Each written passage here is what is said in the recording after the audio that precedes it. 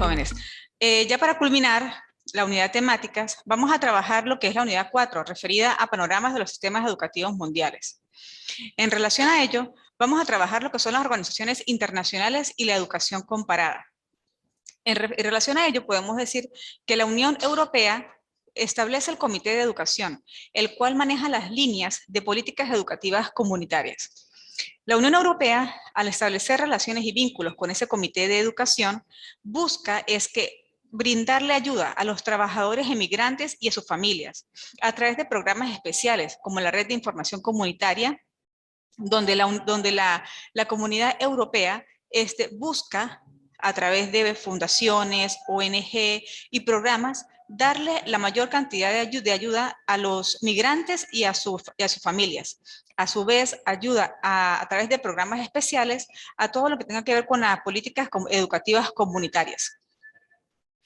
Las organizaciones internacionales que tienen que ver con la educación busca es hacer un análisis a los desafíos y problemas de la contribución europea a través de 3 opciones: modelo de integración, la soberanía de los estados y la legitimidad democrática. En relación al modelo de integración, los miembros de los países no llegan a un acuerdo de cómo hacer un modelo de integración entre todos los países. En relación a ello, el Comité de Educación que establece la Comunidad Europea busca precisamente eso, llegar a acuerdos entre los países miembros a fin de establecer un sistema educativo que logre suplir todas las necesidades de cada uno de los sistemas educativos de los países que forman parte. Soberanía de los estados. Muchos de los países no ven con buenos ojos las decisiones de los estados, pues tienen que ceder la autoridad. Ceder la autoridad desde el punto de vista educativo, es decir, regirse o normarse por las normas o por las pautas o los lineamientos que emane el Comité de Educación, en este caso de la Comunidad Europea. Y busca lo que es la legitimidad democrática. Por tanto, se cuestiona la validez democrática de muchas de las instituciones de la Unión Europea.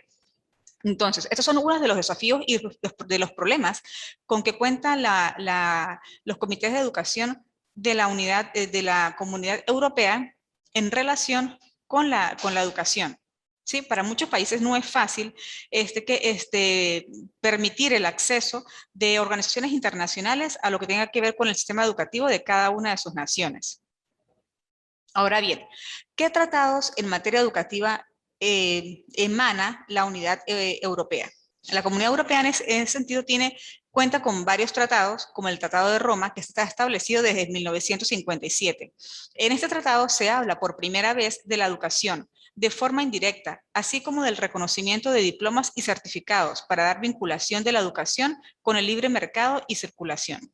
A través del Tratado de Roma se busca precisamente el establecimiento y la acreditación de cada uno de los profesionales de la educación y de los estudiantes que rigen hacia la parte profesional. Otro tratado es el Tratado de Maastricht o Tratado de la Unión Europea, firmado en 1992. Se reflejan en el artículo 126, literal 1, que dice, está referido a las lenguas extranjeras, a la movilidad, a la cooperación entre centros, el intercambio de ideas y personas, a la educación a distancia. Y por su parte, el artículo 126, literal 2, indica que sirve este tratado para apoyar y completar las decisiones que adopten los Estados miembros para apoyar a otros países en relación con sus sistemas educativos. ¿Sí? Otro tratado es, en la actualidad también podemos encontrar este tipo de trabajo en los informes de organismos internacionales, como por ejemplo la UNESCO, donde también están presentes gran cantidad de datos estadísticos que complementan la descripción que en materia educativa maneja la Unidad Europea o la Unión Europea. Cada uno de estos tratados lo que busca precisamente es hacer un reconocimiento de cada uno de los sistemas educativos que se manejan a nivel europeo, poder evidenciar, en el caso, por ejemplo, de Latinoamérica, qué debilidades hay y cómo pueden suplirse esas necesidades a través de ayudas referidas netamente al área educativa. No solamente a los estudiantes, sino también a las familias, a la comunidad, a los docentes, al proceso de formación continua y permanente que deben tener los docentes en pleno siglo XXI. Ahora bien, entramos a lo que es el tema de sistemas educativos en los países en vías de desarrollo. vamos a trabajar los que son, por ejemplo, cómo es el sistema educativo en países como México, República Dominicana, El Salvador, Colombia, Ecuador, Brasil, Bolivia, Uruguay, Argentina y Chile. Estos sistemas educativos trabajan con diferentes tipos de leyes, como por ejemplo la ley de transferencia de los servicios educativos, la ley de educación superior, la ley federal de educación, donde se establecen los sistemas nacionales de evaluación, de calidad, se establecen planes sociales, se establece la formación docente continua y reformas curriculares para los niveles tanto de inicial, básica, media y para la formación docente. Recordemos que los sistemas educativos de los países que están en vías de desarrollo, lo que están buscando es precisamente el apoyo o el apoyo por parte del Estado, por parte de las fundaciones, por parte de los organismos internacionales en pro de la educación, para que haya una educación de calidad, para que haya una continua formación por parte de los docentes, que pueda responder a las realidades y a los contextos de cada uno de los países donde se maneja la educación. Entonces, estas leyes, estas reformas que se han hecho, lo que buscan es, producto de la globalización en la era de la información y en las sociedades del conocimiento, lo que busca precisamente es una mejora en la calidad educativa. ¿Cómo? A través de la formación docente. ¿Cómo? A través del ingreso, del apoyo de que hace el Estado, de los entes internacionales y los entes gubernamentales a la educación. No solamente en los países desarrollados, sino también en los países en vías de desarrollo, donde las organizaciones y las fundaciones han evidenciado que hay ciertas debilidades. Entonces, los principios en todas estas naciones que acabamos de mencionar, como México, República Dominicana, Salvador, Colombia, Ecuador, Brasil, Bolivia, Uruguay, Argentina y Chile, tienen principios muy similares en todos ellos en relación con el sistema educativo, como la descentralización, la autonomía escolar, contenidos curriculares que son comunes entre todas esas naciones, a pesar de que distan, ¿sí? Que desde sus puntos geográficos. El abandono de la tradición enciclopedista, el reemplazo por documentos curriculares basados en adquisición de competencias.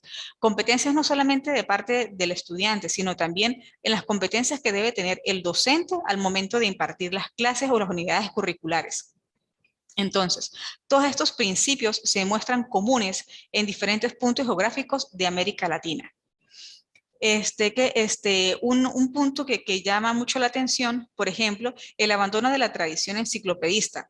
Aquí en Venezuela se acostumbra mucho, sí, es común que los docentes manejen los contenidos curriculares de acuerdo precisamente a enciclopedias, precisamente guiándose de acuerdo al sistema, a las pautas emanadas por el Ministerio del Poder Popular para la Educación, que establece cuáles son los contenidos temáticos que se deben desarrollar de acuerdo a cada año, a cada nivel y modalidad de estudio. Entonces, que se guía mucho por lo que es lo que es la tradicional enciclopedia. Entonces vemos cómo estos países que están en vías de desarrollo lo que buscan precisamente es la globalización y la generación de sociedades de conocimiento a través de diferentes leyes y reformas que promuevan la formación continua del docente. Ahora bien, dándole continuidad con los sistemas educativos en los países en vías de desarrollo, tenemos que hay un aspecto muy importante a tomar en cuenta, lo que es el tiempo y el espacio. Y cómo se relacionan el tiempo y el espacio, esos dos conceptos, en los cambios sociales que se han dado en la América Latina. Cómo ese tiempo y espacio ha generado reformas educativas en Latinoamérica y cómo ese tiempo y espacio ha condicionado los sistemas educativos que se manejan actualmente en cada una de las diferentes naciones. Por ejemplo, entre las reformas educativas en América Latina tenemos lo que es la educación permanente, el cambio en los sistemas educativos, el promover los cambios, la formación docente, la preparación, lo que es brindarle tanto al docente como al estudiante la flexibilidad, la adaptabilidad, la comunicación, la creatividad, el aprender a aprender, el trabajo en equipo y la solución de problemas. En este caso podemos decir entonces que las reformas educativas en América Latina han intentado darle un vuelco, ¿sí? Desde el origen de la educación, desde la parte donde hablábamos de Platón, de Aristóteles, de Sócrates, de la parte filosófica, ¿sí? a buscar la manera de cómo el ser humano se tiene que ir adaptando y la educación también se tiene que ir adaptando a la realidad y al contexto que se vive actualmente. Ser personas más críticas, creativas, innovadoras, proactivas, con un alto sentido de trabajo en equipo, de solución de problemas, donde los cambios tecnológicos están a la vuelta de la esquina, donde, bueno, y mucho más ahorita con el tema de la pandemia, los cambios tecnológicos han sido vertiginosos, sobre todo en cuanto a lo que tiene que ver con impartir el conocimiento a través de una pantalla, a través de un ordenador y no de manera presencial. Entonces, los cambios tecnológicos han hecho que se marque una brecha entre los países desarrollados y no desarrollados, desde el punto de que tanto la UNESCO como el Banco Mundial establecen una serie de división del mundo de acuerdo a países desarrollados y países en desarrollo, de acuerdo a los ingresos económicos con los que cuenta cada una de esas naciones. Y en relación también con el aporte o el porcentaje del Producto Interno Bruto que genera cada una de las naciones que va destinado a la parte educativa. Por su parte, la Organización para la Cooperación y Desarrollos Económicos, la OCDE, divide al mundo, por decirlo así, en tres partes: los países miembros, las economías emergentes y los países en desarrollo. Vemos entonces cómo lo que es la UNESCO y el Banco Mundial dividen, por decirlo de alguna manera, o hacen una clasificación del mundo en países desarrollados y en vías de desarrollo, mientras que la OCDE, la Organización para la Cooperación y Desarrollos Económicos, hace una división en tres partes: países miembros, economías emergentes y los países en desarrollo. Cada uno de estos contextos, cada una de estas realidades hace completamente una variación en el sistema educativo de cada una de estas naciones. Pero lo que ambas buscan es precisamente la adaptabilidad tanto del estudiante como del docente a los cambios tecnológicos que imperan actualmente, que la escuela sea más allá de ser vista como el segundo hogar, que sea un lugar para el trabajo en equipo, para la disciplina, para el apoyo mutuo tanto de los docentes como de los estudiantes entre sí mismos. Ok, vamos ahora a hablar lo que son los sistemas educativos del mundo desarrollado. En este sentido, podemos decir que es el conjunto de servicios educativos que imparten el Estado, sus organismos descentralizados y los particulares con autorización o reconocimiento de validez oficial de estudio.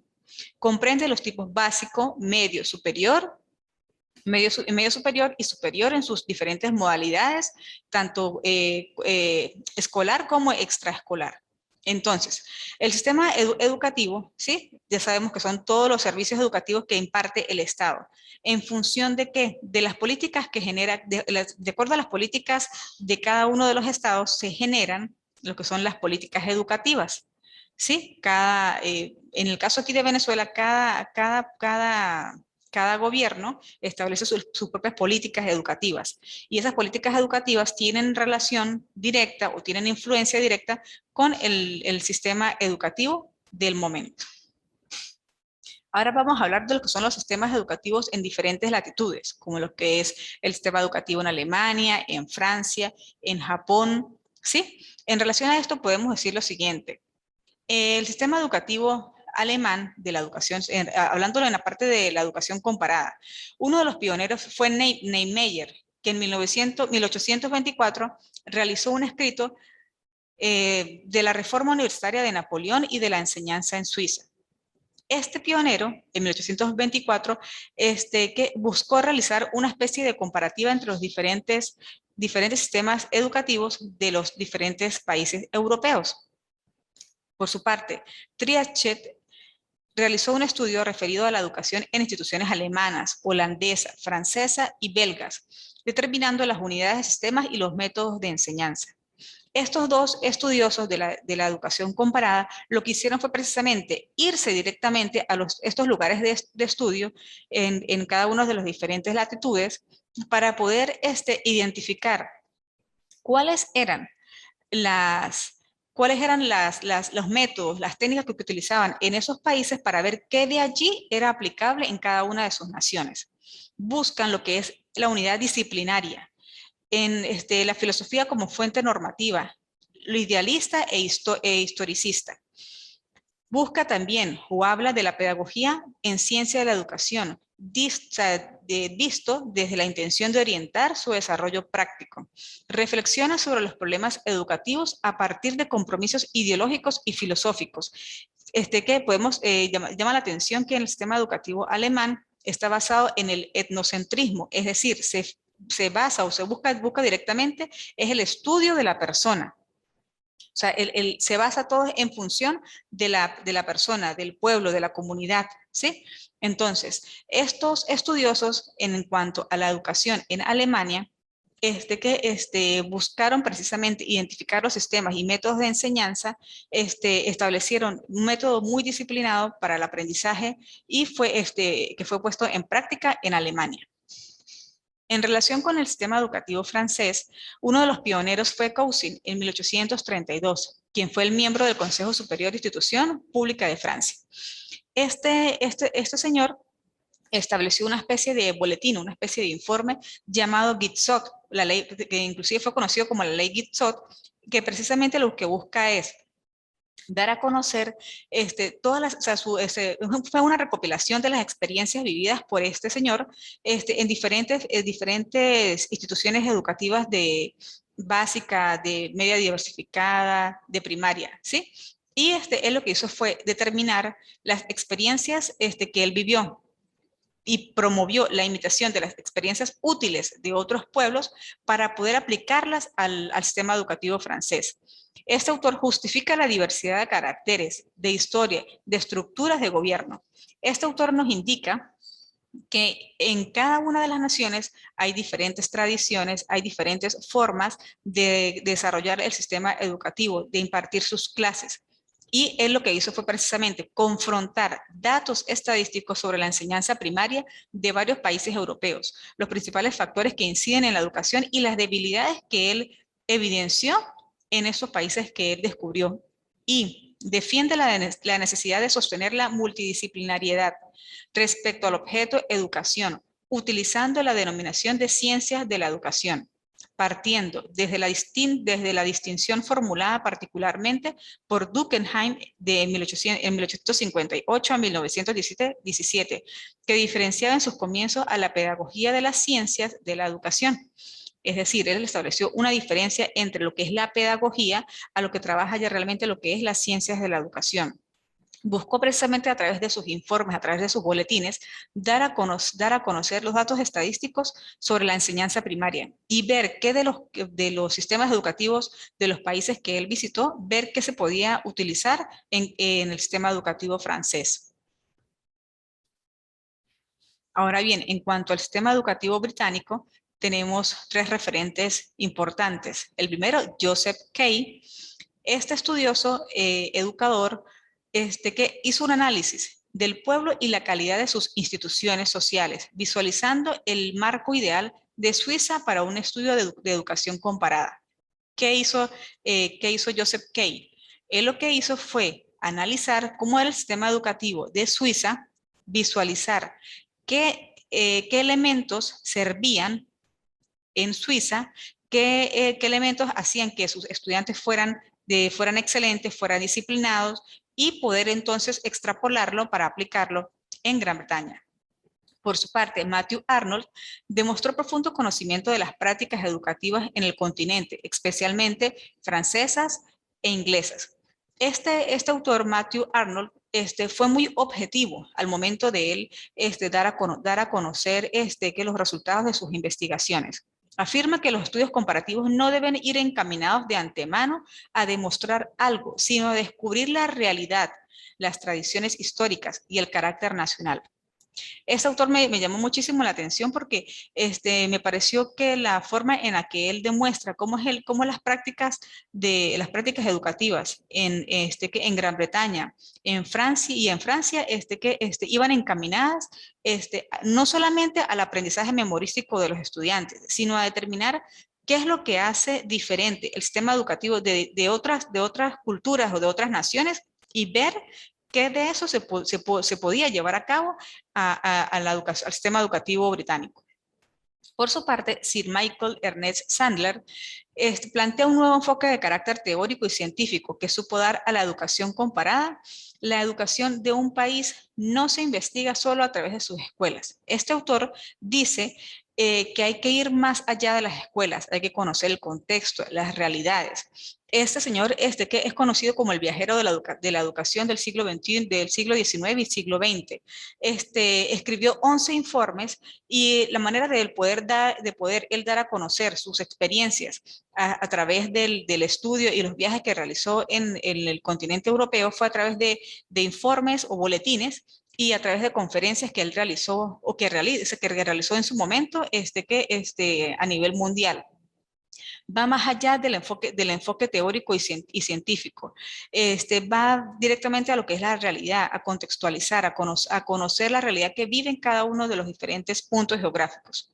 Este autor dice que la política educativa y un sistema de educación eficaz en realidad sustenta el sistema escolar y es responsable de su eficiencia. Es decir, las políticas educativas que se manejan en un Estado-nación van a tener una influencia directa en el sistema de educación y esto va a hacer que el sistema escolar que se aplique sea eficiente, disciplinado o no. Lo importante de ello es establecer cuáles, al momento de hacer las comparativas entre cada uno de los diferentes sistemas educativos de los diferentes países, es ver qué parte que realmente sirve y qué parte realmente que pudiese ser mejorable. Ver qué técnica, qué método aplican en los diferentes países para poder ser aplicado en el nuestro. Desde el punto de vista del sistema educativo norteamericano, podemos decir que el mismo es descentralizado. La enseñanza escolar depende de los estados y las comunidades locales. Cada estado tiene la responsabilidad de organizar, administrar y evaluar su propio sistema educativo en función de lo que ya ellos han visto que les funciona y de los aspectos que hay por mejorar. El gobierno federal se limita simplemente a supervisar y ofrecer programas de compensación educativa para las minorías con necesidades educativas específicas y a su vez a financiar proyectos y programas innovadores de educación especial. En el caso del sistema educativo norteamericano, se divide en tres tipos, lo que es la educación pública, lo que es la educación privada y los charters. En el caso de la educación pública, podemos decir que son aquellos que pertenecen al sistema educativo formal americano. Son gratuitos, mixtos y la asistencia es de carácter obligatorio. Son financiados a través de los impuestos federales y estatales. Entonces, el gobierno federal dispone de esos impuestos para la mejora y la formación docente en pro de una educación pública de calidad. Ahora bien, en cuanto a la educación privada, tenemos que la misma se rige en centros escolares autónomos que pueden ser laicos o religiosos y que requieren el pago de una matrícula y establecen su propio proceso de admisión. En cuanto a la educación del sistema educativo a nivel charter, el mismo son centros escolares públicos autónomos fundados directamente por la comunidad y su espíritu permite la innovación administrativa y programática. Generalmente realizan loterías para el ingreso de los estudiantes a cada uno de estos centros escolares. Entonces podemos visualizar cómo hay diferentes tipos de sistemas educativos dentro de un sistema educativo global, que será el sistema educativo norteamericano, que es completamente descentralizado, ¿sí? Cada uno de sus comunidades, cada uno de sus comunidades locales, busca la manera de forma responsable de cómo organizar y evaluar su propio sistema educativo en función cada uno de la mejora académica. En cuanto al sistema educativo japonés, de acuerdo a la cultura japonesa, le dan prioridad al orden, a los valores comunitarios, a la moral, y ese es su fundamento para la política de educación. El sistema educativo japonés le da gran importancia al éxito colectivo más que al éxito individual, al fortalecimiento interior y al respeto hacia el otro. Los principios éticos que sustentan el sistema educativo en Japón son tres: el conocimiento, la moral y el cuerpo. Existen pocas diferencias en calidad entre las escuelas rurales, urbanas y suburbanas, lo que para otras latitudes fuese completamente diferente. En el caso del sistema educativo japonés no es así. La misma calidad educativa que se ofrece en una escuela rural es la misma que se ofrece en una escuela urbana o en una escuela suburbana. La educación se divide igual en varios niveles, como por ejemplo la educación básica, que incluye lo que es educación preescolar, primaria y secundaria, lo que es la educación media superior, que incluye preparatoria o lo que conocemos como bachillerato, y la educación superior, que tiene que ver la parte de licenciatura o ya lo que es maestría y doctorado. Sin embargo, cabe aquí hacer la acotación de que, por ejemplo, cuando ya alguien llega al nivel superior, que obtiene, por ejemplo, una licenciatura o una maestría, generalmente lo que son las maestrías y doctorados no es que la gente en Japón no los haga, no, sino que, son muy agradecidos con el primer empresa, por decirlo así, u organización que les da trabajo, y generalmente se acostumbran a trabajar solamente en esa misma organización. Aspectos importantes del sistema educativo japonés se basan en la disciplina, la formación de alta calidad y la meritocracia. De acuerdo al Programa Internacional para la Evaluación de los Estudiantes PISA, el sistema educativo japonés se encuentra en el segundo lugar de mejores sistemas educativos a nivel mundial. El sistema educativo japonés busca o la instrucción se centra no en obtener la respuesta correcta, pero sí en la comprensión del por qué es la respuesta correcta. Entonces, inclusive un aspecto que también llama mucho la atención del sistema educativo japonés es que los jóvenes son ellos mismos los encargados, tanto con ayuda obviamente del docente, de realizar el proceso de limpieza de sus aulas, lo que son la limpieza de los baños, de los sanitarios.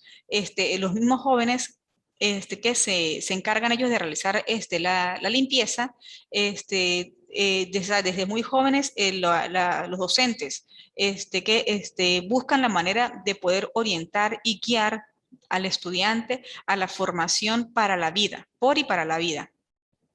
La educación en Japón, los docentes son personas que están muy bien preparadas, muy bien remuneradas,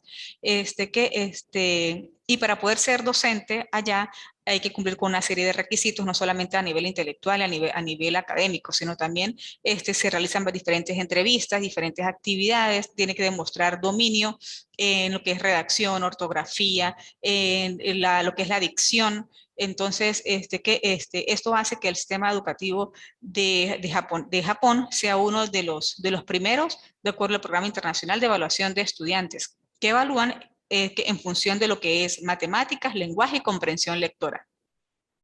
Ok, ahora los 3 países con mejor educación del mundo. De acuerdo a la Organización para la Cooperación y Desarrollos Económicos y a su vez por parte del Programa Internacional para la Evaluación de los Estudiantes, entre los países que tienen mejor educación del mundo se encuentra China, que encabeza el ranking de las 3 especialidades, lo que es lectura, matemáticas y ciencia.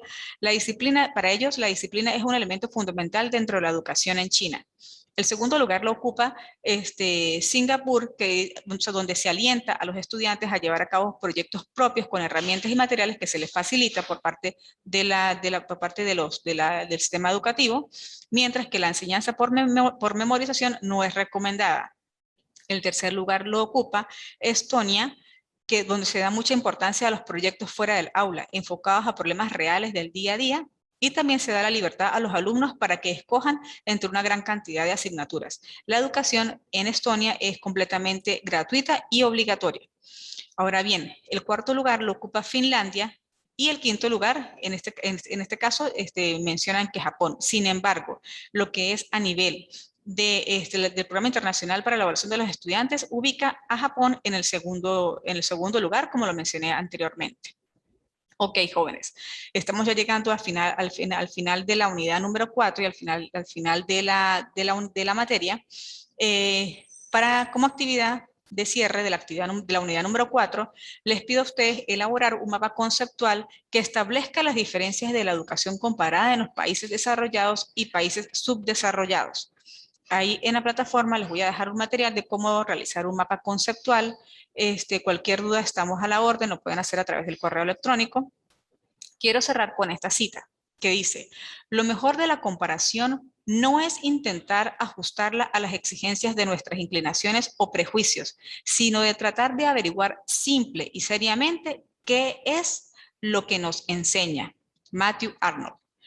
Esta cita que nos invita a determinar simplemente qué es lo que nos enseña, qué es lo que hace diferente a cada una de las diferentes sistemas educativos a nivel mundial.